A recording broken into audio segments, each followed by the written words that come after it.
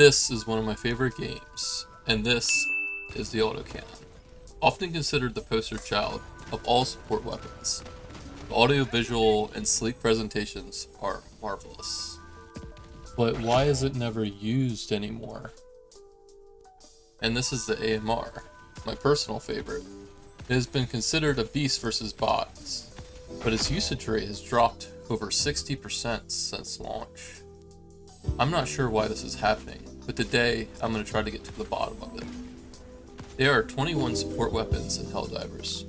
According to the data versus the bots, 15% of players don't bring a support weapon.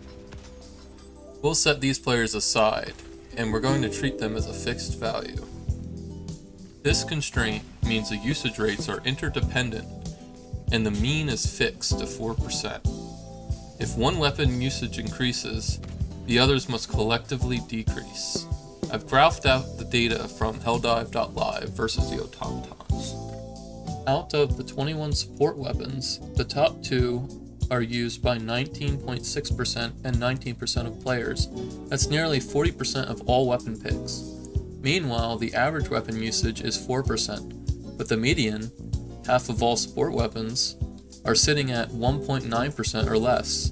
Why are so many beloved support weapons that on paper should be considered good have such a low pick rate versus the automatons? Like seriously, look at this. The laser cannon and the railgun are the only non-rocket stratagems above the average. I'm telling you, it's a downright crime they're not sitting at 7.5% usage or above. And look at the autocannon only being at 3.2%. The classic bot weapon is now well below the average, and the poor AMR being only used at 1.9% of the time versus the bots, setting the median. And look at this median, it's terrible. I'm all alone, forgotten, like a black family in Bush America. Looking at the current usage rate versus the automatons, you'll see 40% of the usage is shared between the Quasar and the recoilless rifle, while other rocket-based weapons dominate most of the top spots. Stepping out of the statistics for a second, and looking at the design for each faction, rockets dominating makes sense. The automatons are designed to reward precision and single target devastation, as opposed to the bugs who reward volume of fire and crowd control. Let's keep the rocket weapons on the chart, but filter out the rest and only show the weapons that, despite having a low pick rate overall, get picked the most versus the bots. Here are the results. I've highlighted these in purple. I'm dubbing purple the precision category. It's clear that the precision category is struggling hard versus the rocket category, many even losing to the "we have quasar cannon and recoilless rifles at home." So what do rockets have that the precision category doesn't? Number 1 is AP6, which means they have much more valid targets and never have to worry about the damage penalty applied to matching with armor. This makes it so you only do 65% of your total damage. Number 2 is they take 0 penalties when going against durable parts, basically ignoring durability. Both of these are huge. Durable damage is a hidden damage value on every weapon. Some targets have a durability percent tied to them. If it's 0, you do your full damage. If it's 50%, you do half your normal damage plus half your durable damage, mixing the two together. 100% durability means your damage only does its durable damage. For the precision category, their durable damage is typically 40 to 60% less than their regular damage. The only exception is the autocannon, which, like the explosive category, does full damage no matter what. Let's start with what we shouldn't do. It would be a bad idea to buff the AP value of precision weapons. Doing so would step on the toes of the railgun and any other AP5 weapon like it that gets made in the future. We also shouldn't buff their damage to durable parts instead, because that defeats the purpose of the existence of durable parts. With a precision weapon, you're supposed to aim for a weak point. However, it is my opinion that weapons like the AMR, laser cannon, and railgun should be rewarded as top dog when doing so. So my answer to bring up the precision class of weapons is adjusting the weak points themselves, and giving the precision weapons more valid targets.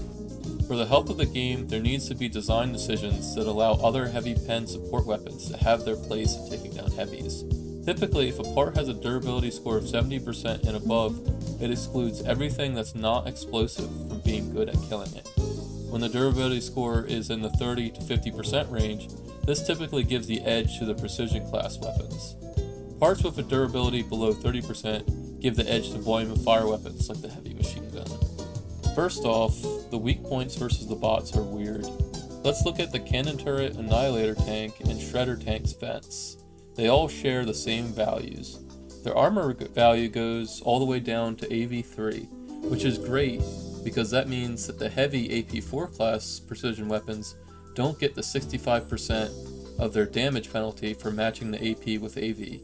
However, this doesn't matter because the 100% durability basically nullifies that benefit. In practice, this often makes primaries, especially ones with explosive damage, outdo precision weapons at one of the things they should be great at. So I think the vents in the back should be made into actual weak points. What's nice by lowering durability is you're not benefiting explosive damage even more, but you're helping the other type of weapons compete.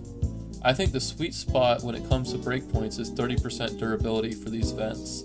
Let me show you how the breakpoints would change.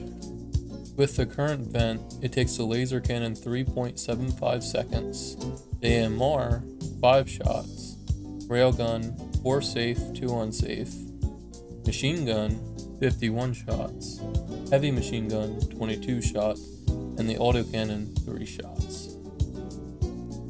This is what it would look like if we changed the vent's durability to 30%. Laser cannon 2.5 seconds, AMR 3 shots, railgun 2 safe, 1 unsafe, machine gun 17 shots, heavy machine gun 7 shots, autocannon 3 shots. I'm going to edit this clip to show you what it would look like with the railgun.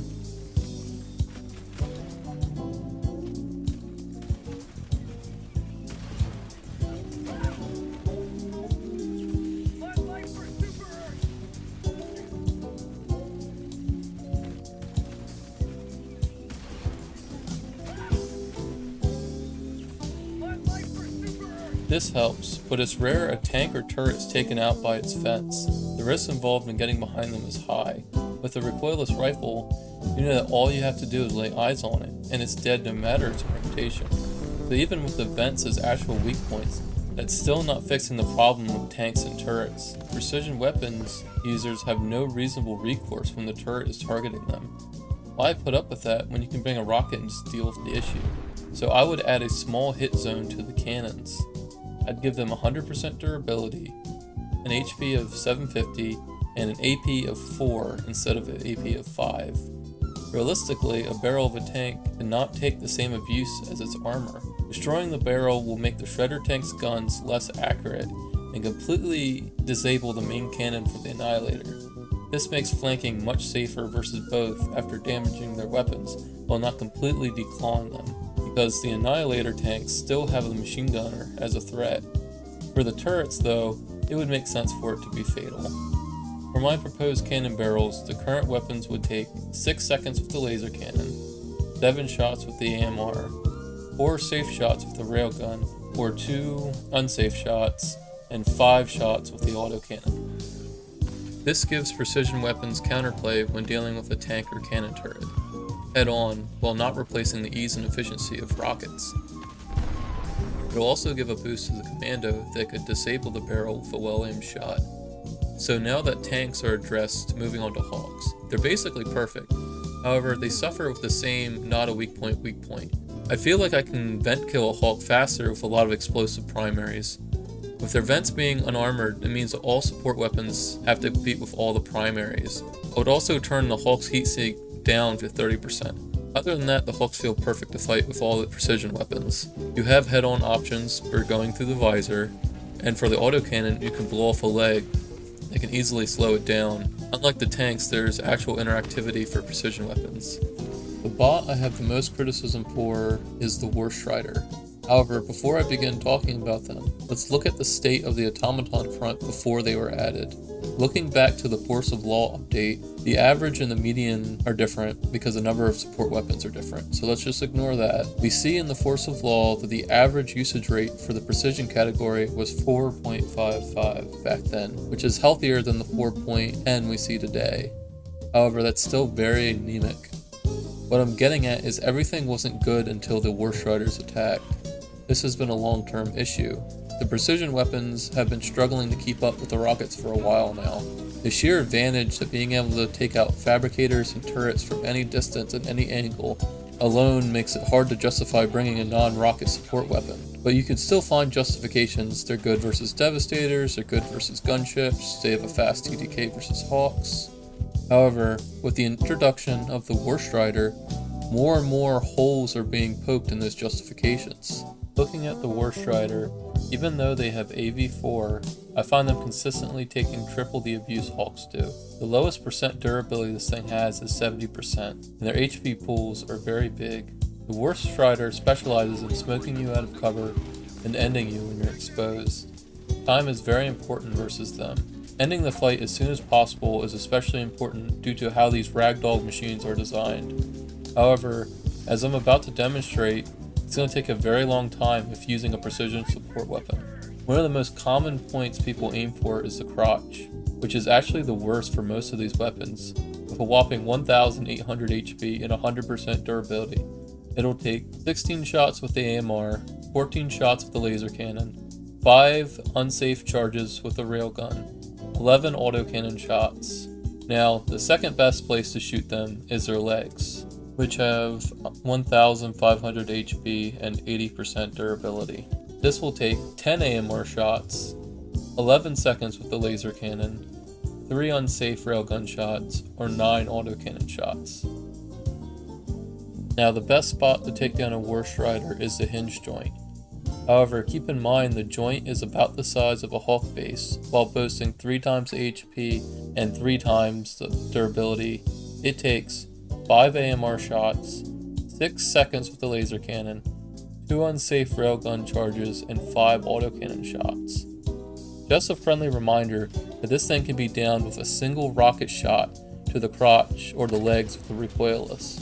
In the chaos of battle, if you lose track of which leg or joint you were damaging, be ready to start all over again, because with 3500 main HP, you have no chance of wearing this thing down through attrition. Even with the autocannon that ignores durability, if you don't focus a single fatal part to failure, you're looking at firing 21 shots to bring this thing down. I've seen very negative reactions to people suggesting we change the value on the Worst Rider, but at this point, it's so blatant. You work like a dog to take one of these things down with a precision weapon, or just bring a rocket and one-shot it. All you have to do is hit it in the crotch or the legs. I don't have a problem with the recoilless Quasar Cannon or EAT being able to do this. Deep down, all players want is to bring the weapons that they find cool. But the game is doing everything in its power to exclude the precision weapons from being viable versus the bots. The high main HP makes the laser cannon's fire effect basically a non-issue. The railgun takes years, and the AMR blows most of its ammo, while requiring the player to land shot after shot during a chaotic fight. Why wonder 40% just use one of the 2 kings, and 15% of players who statistically use the AMR, autocannon, laser gun, railgun, just suicide charge to land a thermite. Come on over here! Come on over here! No, you flipped me off! Come on, coward! No! Come on! You're not an intellectual! You're a fake and a fraud! Or dedicate multiple stratagem slots to just deal with these one enemy. How should we change things? As much as I hate the 3500 HP main, I think this is Arrowhead attempting to make an enemy that the recoilless can't just aim center mass in one shot. I honestly think it's a huge flaw in how they designed rockets in the first place, making them primarily do ballistic damage. There's no way to add a resistance modifier to prevent this. EXDR only really affects splash damage, which ironically enough just hurts the autocannon. So our best option is to make the weak points more viable for the precision weapons. Normally, I try to find a way of changing the durability percentage. However, some of these just have so much HP, it negatively affects the autocannon too much because it's forced to reload even after landing shot after shot. So where you see me change HP values, it's for the benefit of the autocannon because it ignores durability, unlike the other precision weapons. So these are the changes I would make. Starting with the crotch, instead of having 1800 HP and 100% durability, I would have it have 1500 HP and 80% durability. That would take 10 shots as opposed to the 16 with the AMR, 11 seconds as opposed to 14 with the laser cannon, 3 railgun shots as opposed to 5 unsafe, and 9 autocannon shots as opposed to the 11.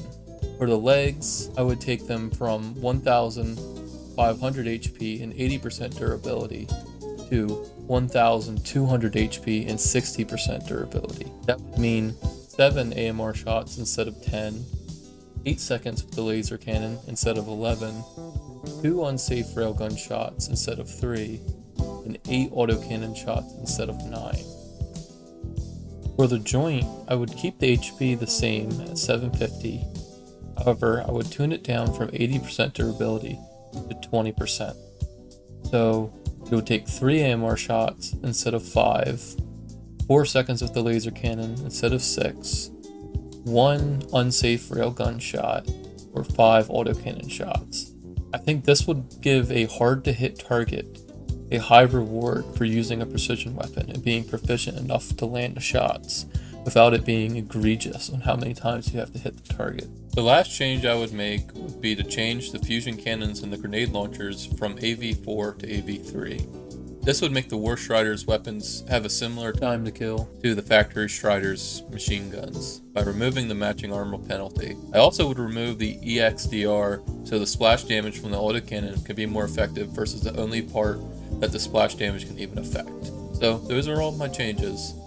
Notice how I didn't buff a single weapon. I honestly don't think we have to, though a good argument could be made for the autocannon's AFET splash damage to get some love.